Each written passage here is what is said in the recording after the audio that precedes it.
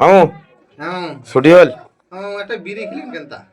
বিড়ি খাবো হ্যাঁ কি বিড়ি খাবো গো? ব্যঞ্জন ছাড়া খাও না হ্যাঁ ব্যঞ্জন ছাড়া আমি খাও না ব্যঞ্জন হুম বাপ রে বাপ আমি বাপ না ছোটবেলা থেকে ব্যঞ্জন বাপ নাই গোতে সঙ্গায় সঙ্গায় মতে ব্যঞ্জন খাবো হুম ভাগ্নে মানুষ ব্যঞ্জন খাওয়া চাচ্ছিস তা নে ধর খা নে কয়টা খাবো একটা খান না হ্যাঁ একটা থেকে